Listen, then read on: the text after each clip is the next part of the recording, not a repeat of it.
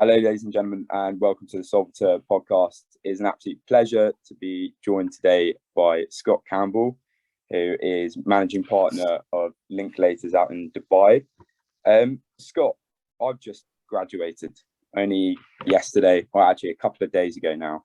And there were a lot of people that were very happy. There are a lot of people that were very excited about the future, but obviously there were some people that had done very well but had nowhere to go. They had no jobs, they have no kind of path, and they find the law quite a daunting profession to get into. Could you just explain a bit about why you chose law and how you got into law? Sure. Congratulations on the graduation. I hadn't realized that was so soon. So well done being in good shape so quickly after that. Yeah, and thanks for the chance to speak to you. For me, the path into law was a little bit of kind of drift into it, I guess. I did a accounting and law degree at law school at university, and the law firm recruitment process was a little bit slicker than it was for the accounting side or finance side of the degree I was doing. I actually graduated and worked my first few years in New Zealand, and then just to give you a quick précis, because it kind of gets to some of your points. After New Zealand, I came to the UK, where I worked in Scotland for a couple of years. And then I've ended up in Dubai for the last 20 or so years. So it's a slightly non-conventional path through a law career, which I think is kind of indicative of probably a slightly open mindset and taking opportunities as they came up and taking different routes into the different firms and different countries I've worked in. So for me, it was a little bit of, there was a natural personal inclination towards words rather than numbers. I say that if I understood numbers, I'd be an investment banker, but I'm much better with words than numbers. And it was a natural kind of predilection, inclination to take the words side of a career rather than, as I say, a numbers side of a career, and opportunities kind of coming up on that side of the ledger more quickly than on the other side of the ledger. Yeah, so your pathway into law was more, you didn't have necessarily the choice between accounting and law. You just felt that law was maybe more your forte, and so you started going down that path, and then the path became clearer and you thought, yeah, I'll continue.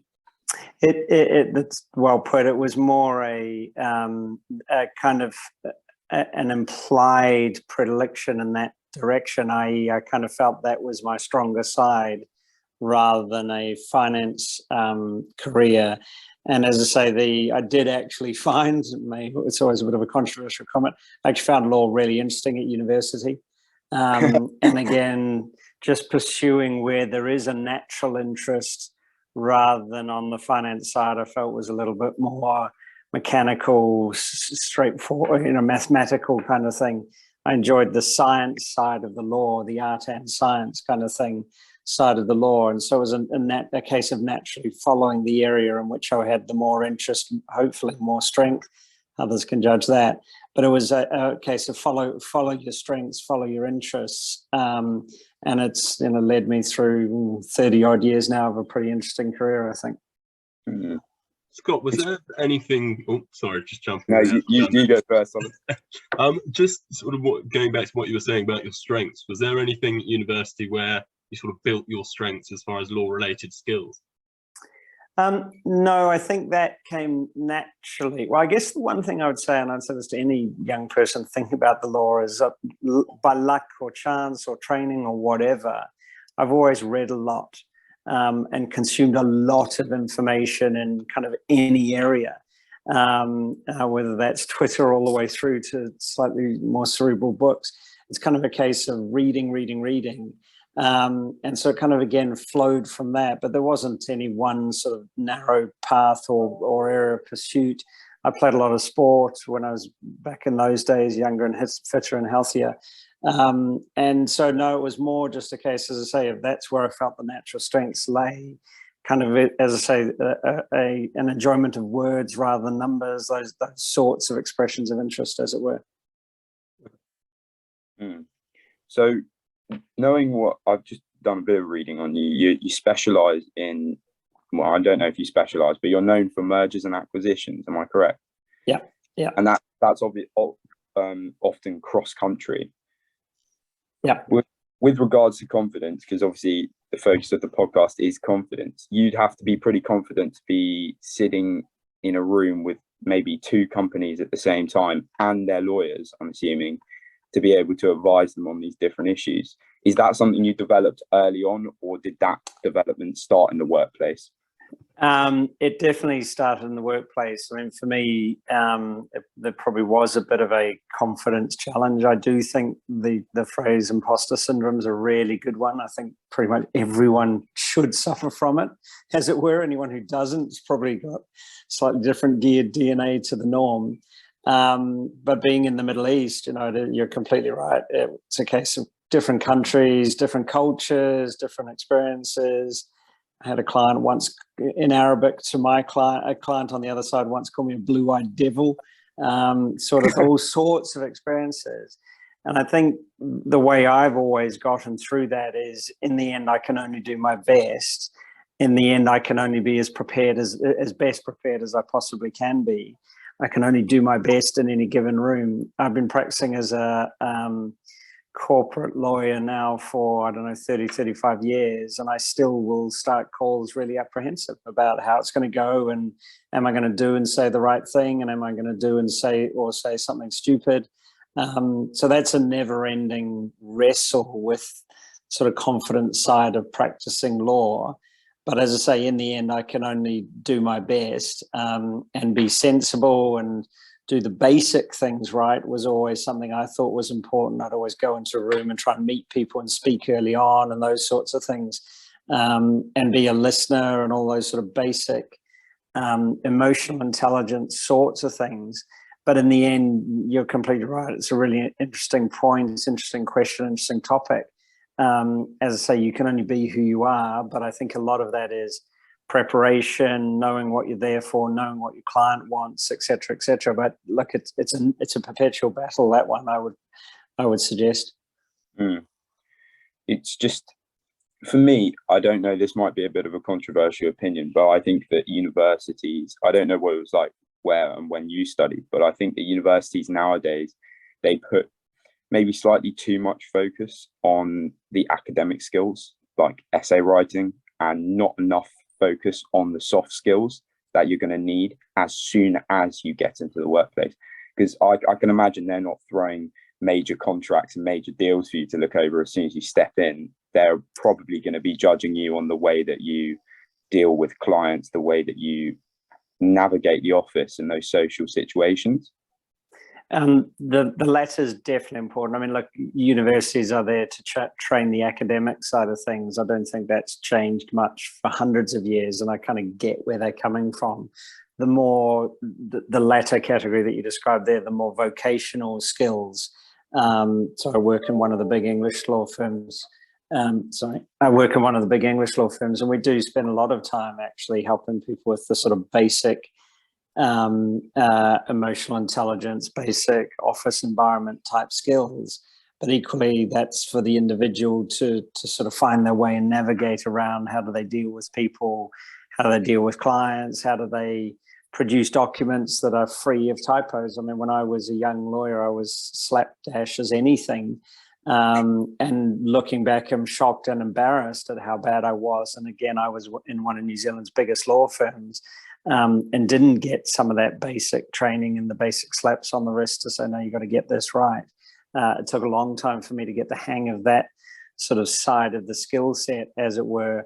I don't think we can ask universities to provide that. I think it's somewhat on the individual to develop those basic skills. And I think those come through things like summer jobs or part-time jobs, dealing with customers if you're waitering or waitressing, if you're in a shop, dealing with the till, those sort of being on time, understanding what time your shift is, sort of stuff. All those sort of basic work environment skills are learned through life experience. One thing I always had was a lot of life experience. I traveled a lot. I had different sort of part-time jobs, and that did help when it came time to move into the office environment and learning how to deal with, in our language, clients, and most other languages, customers. The customer is always right is no different whether you're, again, serving in a restaurant or working in a major law firm. That is the reality of the operating environment. We are servants of our masters, in our case, the masters of the clients, we're the servants. So learning those sorts of skills, I think, is part of life experience, actually, as much as it is, or more than it is, and more than I would expect from an academic training. The expectation in the law career is that your academics are strong. Lawyers are still somewhat revered in society, with an expectation of basic academic skills. So the other side of that equation, I think, comes from wider learning, wider experience, wider training. Scott, you mentioned about what the client sort of actually wants. How do you sometimes get the confidence to either disagree with them or try and explain something that's going on when they disagree with you? Because I imagine that happens quite a lot. It's really hard. It gets easier with experience, frankly. When you're sort of at my end of the career path, it's a lot easier to say to a client, I think you're getting this wrong. But at the end of the day, I always took a view, it kind of goes back to your confidence question as well. I always took the view that if I felt I had given the advice and the client chose a different path, then that was their decision to make. And as long as I could look at myself in the mirror and say, I've told them, then I think our job is done. I never believe that lawyers should be the ones making the decision. We are there, as I said earlier, to serve clients and their interests, particularly in the Middle East, but in lots of parts of the world. Clients have multiple different interests that they're serving when they're making a decision. The extra overlay, my part of the world and some of the work I do is government facing. And so governments have a multitude of topics to think about when they're dealing in a corporate environment. So it's not, I never think lawyers, you do see lawyers who think, well, I'm the decision maker, what I say goes. And I think that's quite obstructive. Our job is to advise, and you'll often hear us referred to as advisors. And that's frankly what we are, no different to the consigliere in the mafia. You know, he advises the godfather, but he doesn't make that final decision. The godfather or the client makes the final decision based on a range of factors. So for me, it's, as I say, very much, have I done my part of the equation by making sure the client's well advised? I once, many years ago, made a client read an email that I'd written out loud back to me so that I was certain that they had read it, so that I was certain they had understood the advice. And that's an extreme example. But as I say, that was an example of me wanting to be sure for myself and for my firm and for my client that he had read and understood the advice I was giving, rather than just, well, I've sent my email and job done. But at the end of the day, as I say, we're advisors. We're not the ones making the mega decision. We're giving people advice to inform their decision and make sure they're making those decisions on an informed basis. Well, what's your stress levels like being in the position? Because as a graduate, when you come in, or that the first 5 years of your career, would you say you're more stressed then, or are you more stressed now with more responsibility? Because as you get more responsibility, you also you've got more experience as well. You've got more knowledge. It's a really, really good question, actually. I think law is unfortunately, it's a pretty unrewarding career in the early years, where you're asked to do a lot of volume things, a lot of repetition. It's a lot of again and again and again being asked to learn to ride a bicycle kind of feeling. And it has also, because the learning curve is steep, notwithstanding what I've just said, the learning curve is steep. There is a feeling of constantly, or regularly at least, maybe for me constantly, for me most regularly, being out of your own comfort zone. So you are being challenged, you're being put in environments that you're not sure about. Sort of first time you're leading a call, the first time you're talking to a client directly. That's pretty scary and stressful. And you feel at that point in your career that the weight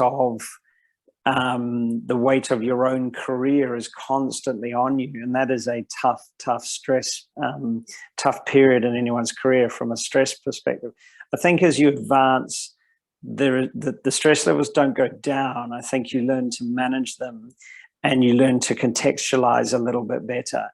And probably at my stage, they oscillate a little bit more. So for me, it's when we're deep in a deal and clients are wanting, where's the 100-page SPA that I asked for yesterday, and we need 3 or 4 or 5 or whatever number of days to do it. Managing sort of expectations and deal outcomes oscillates my stress levels. But I think the sad or good reality is, for a lawyer, it is a pretty stressful career. So they change. The phrase I use on this to my team is, there's kind of a gift and a curse to being a lawyer. The gift is you deal with interesting environments, interesting people, interesting situations. You get to think about things. You work in nice environments. Hopefully you're reasonably well financially rewarded. You have like-minded colleagues, etc., etc., etc. The curse is it's really hard work, and it's stressful. And there are times where your holiday gets ruined or your weekend gets ruined. But I think stress kind of at my stage tends to oscillate, but is unfortunately something of a constant. The modern world, we do as an institution spend a lot of time thinking about how do we make people's lives better. So making sure that we try and get people to switch off for weekends, or that they do get holidays or whatever. But it would be bold to suggest that going into a legal career is not hard work and stressful. But as I say, there is a gift side of that equation, that there are a lot of pluses to being a lawyer. I enjoy it, I should say, in answer to that question, or else I wouldn't still be doing it. Solis, do you want to come in? Because I've got maybe a long-winded question after this. Yeah, sure. Well, I was just going to say, so from the point of someone quite high up in Linklaters, what advice would you give to somebody that perhaps is coming in a graduate or sort of entry level role in the company? So either them sort of looking to apply in a year's time, so anything they should be focusing on now to, say, build their CV, or perhaps something that you'd look out for? I never think of myself as high up in anything. It's have experiences, actually. I mean, we get a lot of amazing, and it kind of somewhat, and maybe this is a bit pessimistic, it breaks my heart, the caliber and quality of CVs that we are unable to accommodate. My advice would be build an interesting CV, actually. And unfortunately, again, we take the academics as a given. But I do think personally that people who've had interesting experiences and who've done different things and who've shown an aptitude in different areas tends to be a much more interesting potential hire for us than someone who's got a narrower bandwidth. So as I say, I actually, maybe this is just me, but everyone puts right at the end of their CV, played cricket for New Zealand and hiked the Himalayas and climbed Mount Kilimanjaro or whatever. I actually think that's really interesting, and I think it shows people have, again, a rich background and rich experiences, and that they've, again, worked in a bar or done whatever. Because, again, I think those sort of wider experiences are the things that teach you the basic skill sets to say, okay, I know I've got to be here at 9 a.m. and I'm going to work hard and I'm going to do that. So the other thing I would say, and this is kind of slightly counterproductive, but for me, because it often happens, I get people constantly contacting me, be persistent, be gently persistent, be polite. All those sort of simple things. It's hard, but being tenacious, I think, is part of it.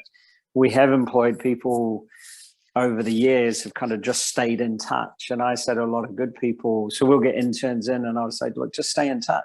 And some do and some don't. And those who do just stay in touch, even if it's a 2-line email, actually are people you kind of keep front of mind. It's no different to anything. Anyone who's front of mind, you're going to have better opportunities. But yeah, be tenacious. I said earlier, read a lot, be aware of the world, all those, do everything. That's the answer. That's why it's pessimistic. It's hard. Well, with regards to, our generation and our, graduates, I don't know how to ask this question. I'm going to... It's all right. I know I'm old, Linus, don't worry. But what do you think our generation are lacking? And how do you think we're different to maybe your generation with regards to our get up and go and our confidence? I don't, I'll be honest, I've never given a lot of thought, so it's a real off the cuff answer. I don't think I see any difference at all, actually, and maybe that's from where our firm sits in terms of desirability. So we get a lot of people coming to us, obviously. people mask the confidence points, and that's why, again, the imposter syndrome. And I think people should understand things, and you'll have talked about this no doubt thousands of times, I won't go into it, but understanding that everyone has reservations, everyone is nervous one way or another, everyone's not sure about an outcome, everyone's not sure how something's going to go, no one knows. I mean, mega sporting events, Rory McIlroy walks out of the golf tournament, he doesn't know what he's going to do that day. I think, so I don't think that's changed. I don't think the drive to succeed we see has changed. What I think we do see changing, and I can't say whether this is your generation, but certainly the younger lawyers coming to us, and I give credit for this, actually. I think it's a really good thing, an awareness, and I think there is a feeling coming out of COVID that people are more plugged into this, an awareness that career and being in the office for 50, 60, 70, 80 hours a week is not the be all and end all, and that there is a wider world out there and things have to be seen in balance. So I think there is a better sense from, sound very old now, younger generations, that things need to be kept in context is a good and healthy thing. If you're coming to a big law firm, then of course the expectation is going to be that you're going to work very, very hard and you're going to make sacrifices. But at the same time, there is a better ability to balance that a little bit. And I think that's what we're starting to see come through, is people saying, well, look, I will give you the bargain of working hard, but as the other part of this, I do want to some degree to maintain my own quality of life. And I think that's fair in terms of creating long-term careers and keeping people's mental health in balance. So that sense is just starting to creep in, that we as employers have to work harder to make sure people have things in balance. The factory scheme of working young lawyers very, very hard, I'm not sure will continue in its same form. So that's probably where I see the difference, actually. Okay, that was a very detailed answer, actually. Thanks for that. Solids, have you got anything else to say before I just ask one? Coming off, I wasn't going to, but Scott, you made me think of something. Do you think that a work-life balance in law actually exists? So my wife would tell you a lot about sacrifices over the years. I think the ledger is skewed against. It's a good question. I think the ledger is skewed against that, or the weight of the system is skewed against it. If you're going to be a lawyer, and certainly in a large law firm, then you are putting career front and center.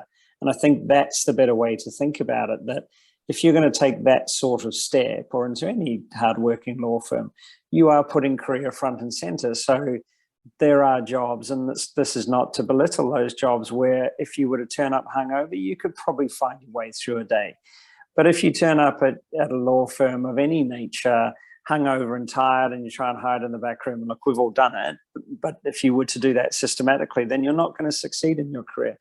So if you're pursuing a career in law, you are inherently putting your career front and center, and therefore part of the bargain you are striking as an individual is to say, I recognize that, and therefore my work-life balance is going to be different to a person whose job starts at 9 o'clock sharp and finishes at 5 p.m. sharp when the whistle blows. And again, not diminishing that, it's a different arrangement.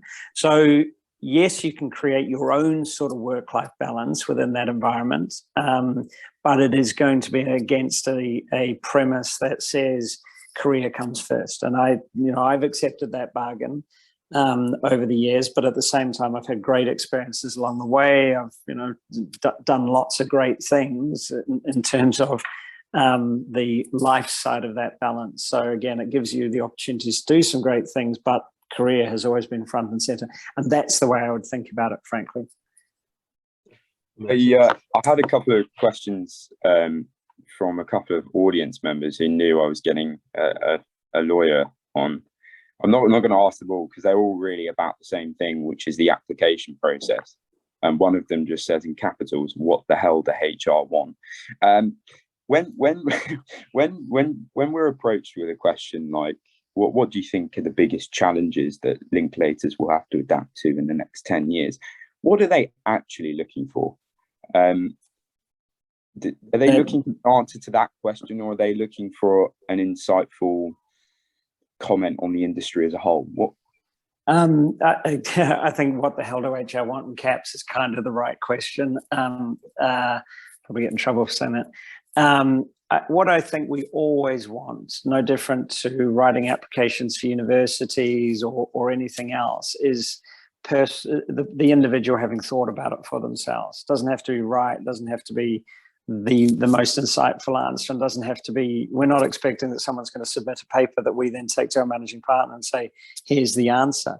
But I think it's personal, a degree of personal, having given it a bit of their own thought. This is a thoughtful answer from the individual who has thought about the firm, Linklaters in our case, and applied that to what they, the individual writing the paper, or the answer, see as the future.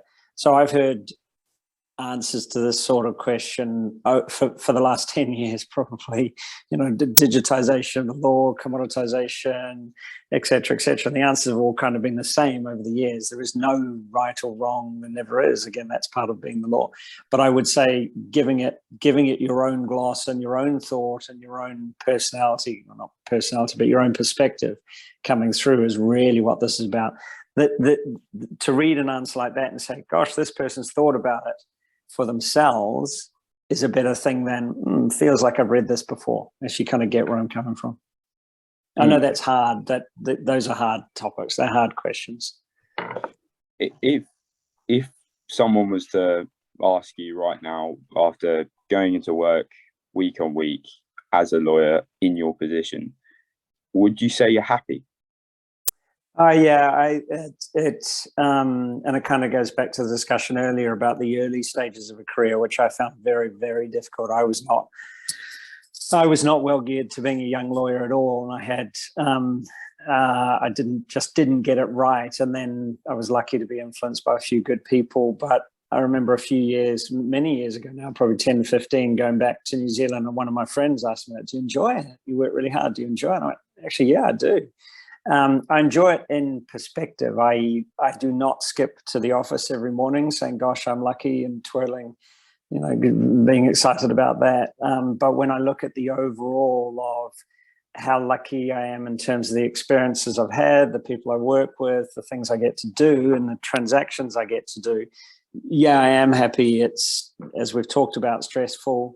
But I do enjoy overall what I do. Again, there are plenty of days where I don't enjoy it and I'm cursing it and all that sort of stuff. But again, when you contextualize, careers are long, albeit people seem to change a bit more now. When you say careers are long, and I've had a long law in the career, yeah, I do. I'm very, very lucky to do what I do, to do it with the people I do it with. And yeah, I am happy with it. Brilliant. Well, thank you very much for coming on, Scott. It's been a very excellent. I'm sure that everyone listening, especially if they're graduating soon or have just graduated, are going to get some really insightful bits of knowledge from this. So thank you very much. No problem. Gentlemen, you can find the Solviter podcast on Spotify and YouTube. Please follow us on Instagram and LinkedIn to stay up to date. And thank my co-host, Alex Solomides, for doing an excellent job as always. Thank you very much. Love that deep bass, love that sound. Top floor with me, whipped and bound. Models that's heaven finally found. Bass reverberating through the ground. Drink in my hand, yeah, I'm a raver. Got the floor, yeah, the racks, yeah, and the paper. Yeah, DJ calling, Mr. Savior. Yeah, girls on the pool, but I got that later. Drink in my hand, yeah, I'm a raver.